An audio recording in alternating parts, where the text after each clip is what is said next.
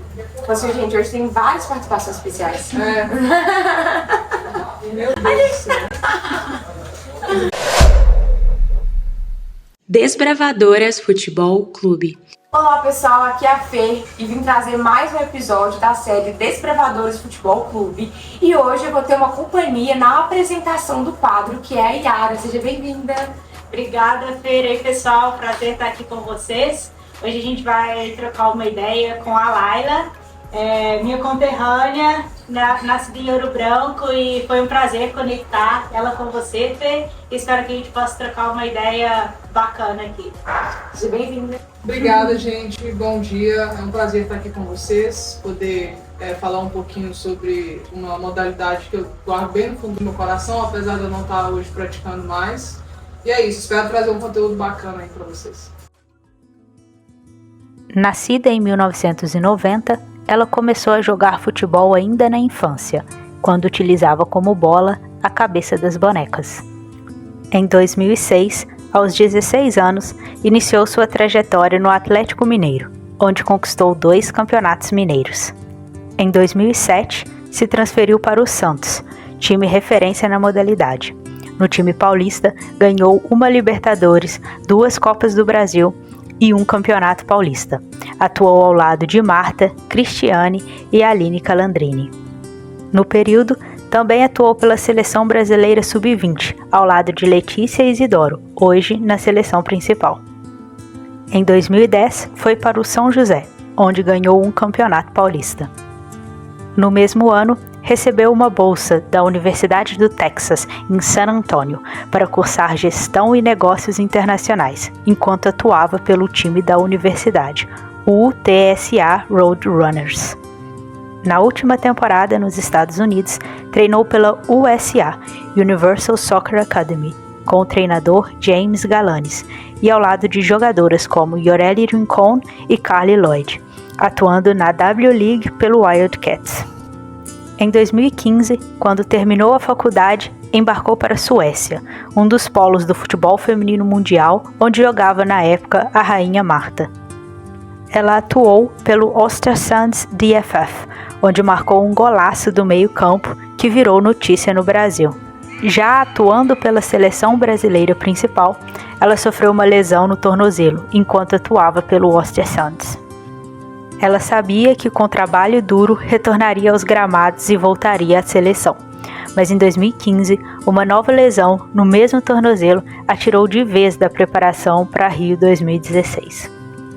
Aos 25 anos, veio a difícil decisão de se aposentar dos gramados e seguir a carreira profissional que a faculdade nos Estados Unidos a proporcionou. Hoje, ela é gerente de compras de serviços logísticos na Stellantis South America, gigante do setor automotivo. Ela desbravou o Brasil e o mundo. Não teve medo de se arriscar e de seguir os sonhos da garotinha que usava a cabeça das bonecas como bola de futebol. Vamos dar as boas-vindas à nossa primeira desbravadora, Laila da Cruz Hoffman. Então, pessoal, no vídeo de hoje a gente vai começar a falar um pouquinho sobre o início da história da Laila no futebol e ela falar um pouquinho sobre como que é o futebol feminino aqui no Brasil, que muitas meninas têm dúvida, né? Laila, você pode começar falando um pouquinho como que você iniciou no futebol? Bom, eu comecei, assim, eu gosto muito de enfatizar a importância do apoio dentro de casa que eu tive. Né? Eu acho que isso foi o principal para que eu não só iniciasse, mas que eu permanecesse durante tanto tempo, foram basicamente 10 a 15 anos, né, praticando. Mas assim, eu nunca tive qualquer entrave, meus pais sempre me apoiaram, inclusive o meu pai me levava para o futebol dele desde quando eu sou muito nova, ele brigava para que eu pudesse brincar com os meninos. E aí começou assim, da forma mais natural, começou na escola, e aí a gente tinha esses torneios de cidade, até que quando eu fiz 16 anos, a minha mãe entendeu que, ela gosta muito, eu acho que seria interessante a gente tentar explorar e ver quais oportunidades que o futebol poderia trazer. E aí a gente descobriu que o Clube Atlético Mineiro aqui em Belo Horizonte tinha um time de futebol feminino, só que de campo, e eu jogava salão. E aí eu vim, fiz um teste, passei, e foi quando eu comecei essa minha experiência com o futebol de campo. Fiquei no Galo durante 2 anos praticamente. Tinha uma estrutura, na época, né, a gente está falando aí de 20 anos atrás quase, muito diferente da estrutura que tem hoje, apesar de não ser ainda uma estrutura ideal. Mas eu morava em Ouro Branco ainda com os meus pais, então assim, tinha que vir 3 vezes na semana, tudo por nossa conta, era um investimento mesmo assim que se eu não tivesse o apoio deles eu não teria nem começado, porque eram eles acreditando, colocando dinheiro, investindo tempo, porque minha mãe vinha, passava a tarde toda assistindo treino, voltava para casa no final da noite e tinha que trabalhar no dia seguinte. E aí depois do Atlético, eu tive a oportunidade de ir para o Santos. Na época, a gente não era o Santos que é hoje, né? Hoje são as Sereias da Vila. Foi um processo de 1 ano. E aí aconteceu essa vinda do Santos como clube mesmo, para poder dar todo o apoio. Viramos as Sereias da Vila. Eu fiquei lá durante 3 anos. E foi uma experiência assim, fantástica, porque na época o Santos começou de fato a investir. Então, assim, eles trouxeram a Marta, eles trouxeram a Cris. Então, você imagina uma menina vindo do interior com 18 anos e aí você chega num clube onde você tem todas essas jogadoras referências, né? Jogando o torneio, então a gente estava disputando Libertadores, Copa do Brasil. Começou a ter um movimento para que o futebol tivesse uma visibilidade, para que o futebol tivesse uma estrutura. E eu participei disso desde o começo. Na sequência do Santos, eu fui para o São José, porque eu precisava passar um curto período de tempo no Brasil para fazer essa transição para fora. Desde quando eu comecei a jogar bola, o meu objetivo era usar o futebol como uma plataforma para que eu pudesse me beneficiar fora do esporte. Então eu queria usar para poder ir para fora, para poder estudar, para poder vivenciar outras culturas, aprender coisas que aqui no Brasil eu não aprenderia, e os meus pais não teriam condição de me bancar para ter tido essa experiência. Então, assim, eu comecei a estudar inglês desde muito nova, com esse objetivo de ir. Veio uma oportunidade quando eu estava no Santos. Fiquei no São José num período transitório de 6 meses, e aí foi quando eu saí, e aí fui desbravar o futebol feminino em outros países. Que, assim, aí é outra história. Para outro vídeo. Laila, você comentou com a gente então sobre o suporte e todo o apoio que você recebeu da sua família. Você tem uma história do seu pai aí ligada com o futebol, Sim. que envolve o Cruzeiro. Conta um pouquinho pra gente. Então, na verdade, o meu pai, quando ele era muito novo, ele teve a oportunidade de fazer um teste no Cruzeiro, aqui em Belo Horizonte. Ele estava com 17 anos, mais ou menos. E ele veio, fez o teste, passou, ficou um tempo, e aí eles fizeram uma proposta para ele assinar como profissional. Mas ele era menor de idade na época e ele precisava da autorização dos pais dele para que ele pudesse ficar, por ser menor e tudo mais. E o meu avô não assinou.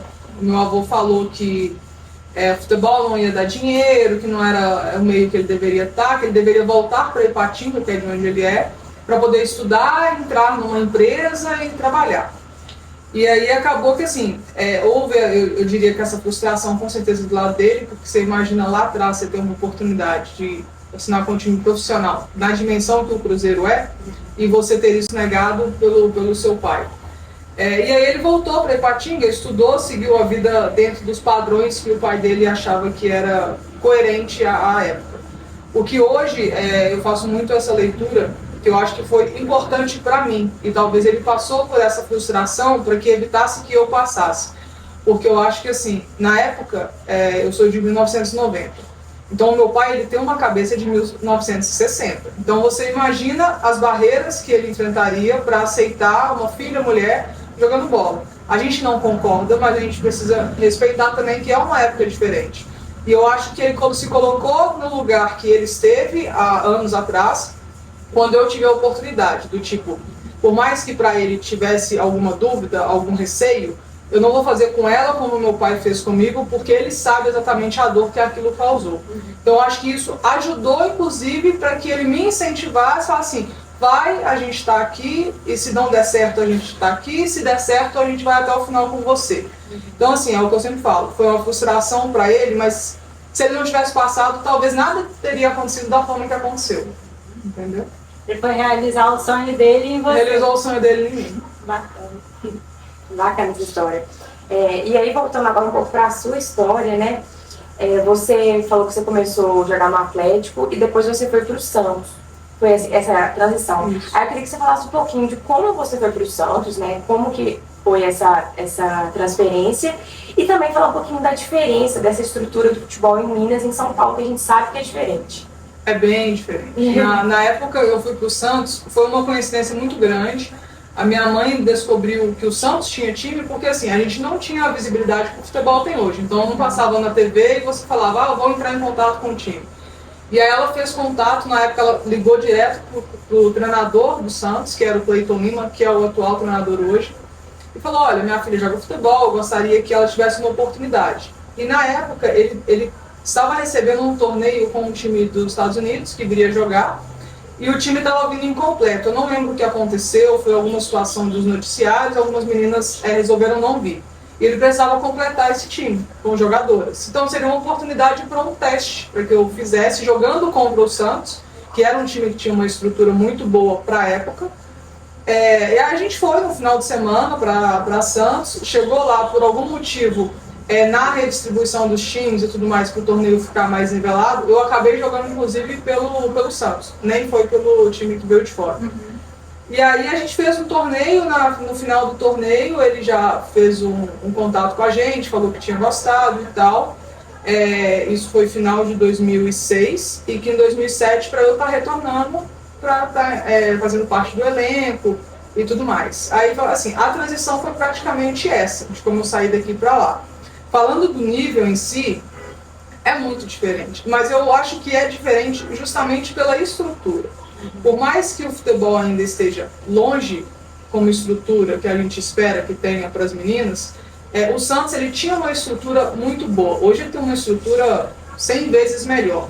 Mas naquela época, comparando, né, um time com o outro, as meninas tinham um local para morar, elas tinham as refeições, né, do dia todas completas que o Santos fornecia. Elas tinham as opções de campo de treinar, às vezes treinavam no próprio CT do Santos, às vezes era no CT do Exército, às vezes a própria prefeitura entrava com um apoio muito grande na cidade de Santos, que lá eles têm um incentivo para o esporte muito grande. Então eu acho que isso proporciona, inclusive até hoje, que você desenvolva de uma maneira muito mais rápida. Aqui em Minas a gente não tem essa estrutura. Então quando você vai para um time profissional, você simplesmente chega lá, na minha situação, com 17, 18 anos, para jogar um campeonato brasileiro. O Santos ele te dá uma possibilidade, primeiro como cidade de Santos, de você jogar desde cedo, porque tem vários incentivos e vários torneios que acontecem, e quando você chega no profissional, eles têm um trabalho sério, os treinamentos são de segunda a sexta, no final de semana você joga. No Atlético a gente treinava terça e quinta. Então assim, o lado físico, como que fica? Você não consegue manter, fica por conta da atleta. No Santos a gente tinha um treinamento físico, a gente tinha um treinamento de academia com outro profissional, tinha fisioterapia à disposição. Então assim, eu acho que todo o contexto faz com que naturalmente o time ele desenvolva com mais velocidade e com mais sucesso do que um time que tem menos. E acho que até hoje, apesar de ter evoluído, você vai continuar encontrando diferenças quando você fala de Minas, Rio de Janeiro e comparando a São Paulo. Eu acho que São Paulo sempre deu uma estrutura e vem melhorando ao longo dos anos. Então os times sempre vão ter melhor base, mais talentos, meninas que desenvolvem mais rápido quando a gente compara com outros estados.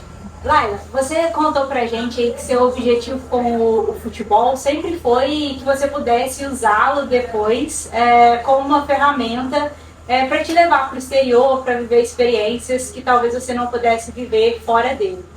E a gente queria te perguntar se foi necessário, dada a diferença de nível técnico, você sair de Minas e ir para São Paulo para que você pudesse concretizar esse objetivo.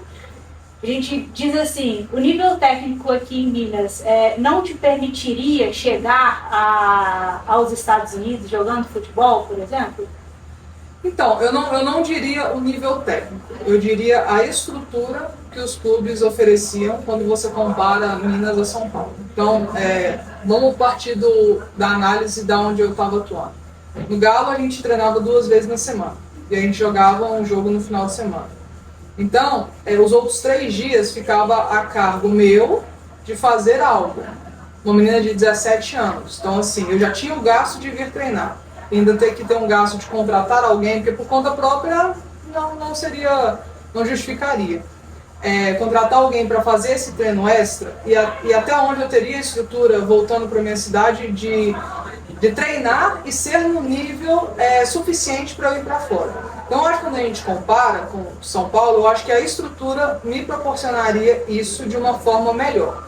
Então, o fato de eu treinar 3 vezes na semana, 5 vezes na semana, e aí eu tinha academia. Então, assim, eu lembro quando eu fui para Santos, eu cheguei lá com 53 quilos, eu tenho 1,75 m. E com questão de 6 meses, eu estava com 64 quilos. Eu fiquei 2 anos no Atlético e eu não tive esse desenvolvimento.